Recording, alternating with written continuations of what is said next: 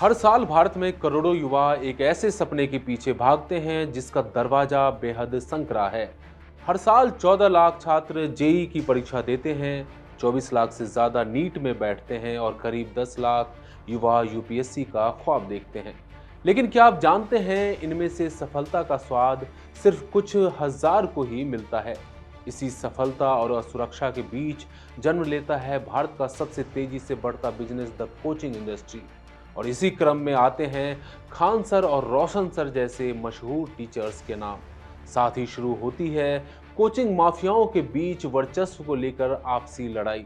ऐसे में सवाल ये उठता है कि आखिर इस इंडस्ट्री का दबदबा इतना क्यों बढ़ गया है। आइए इसे डिटेल में समझते हैं। नमस्कार, मैं हूं आदित्य, इंडिया.com में आपका स्वागत है। साथियों, इसका सबसे पहला कारण है डिमांड और सप्लाई का भारी अंतर। भारत दुनिया के सबसे युवा देशों में से एक है।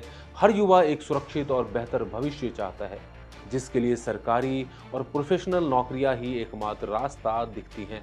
लेकिन सीटें बेहद सीमित हैं। जब मुकाबला लाखों लोगों में हो तो एक एक नंबर मायने रखता है। इसी गलाकाट प्रतियोगिता ने छात्रों और अभिभावकों के मन में एक डर पैदा कर दिया है कि बिना कोचिंग के सिलेक्शन होना नामुमकिन है। और यही डर इस इंडस्ट्री की सबसे बड़ी यूएसपी बन चुका है। आज शिक्षा एक सेवा कम और एक कॉरपोरेट बिजनेस ज्यादा बन चुकी है। एक रिपोर्ट के मुताबिक साल 2024 में भारत का कोचिंग बाजार करीब 58,000 करोड़ रुपए का था। और हैरान करने वाली बात यह है कि 2028 तक इसके 1.33 लाख करोड़ रुपए तक पहुंचने की संभावना है। ये किसी भी आम इंडस्ट्री से कहीं ज्यादा तेज रफ्तार है। बड़े बड़े इन्वेस्टर्स और टेक कंपनियां अब इस बाजार में अरबों रुपए लगा रही हैं।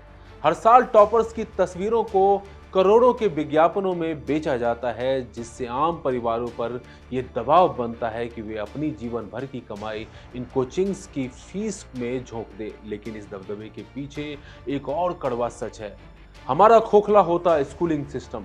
हमारे स्कूल आज बोर्ड परीक्षाओं में रटने पर तो जोर देते हैं, लेकिन वो छात्रों को इन नेशनल लेवल के कॉम्पिटिटिव एग्जाम्स के काबिल नहीं बना पाते। जो गैप स्कूलों को भरना चाहिए, उसे कोचिंग सेंटर्स ने अपना बिजनेस मॉडल बना लिया है।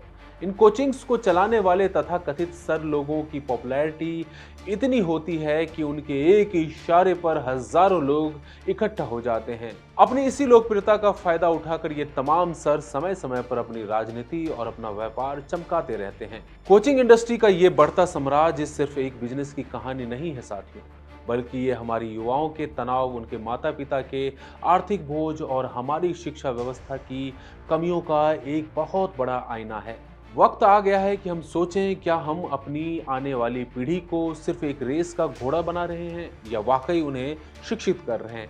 साथियों, अभी के लिए बस इतना ही। इस मुद्दे को लेकर आप अपनी राय हमें कमेंट बॉक्स में जरूर बताएं। बने रहिए इंडिया.com के साथ। शुक्रिया।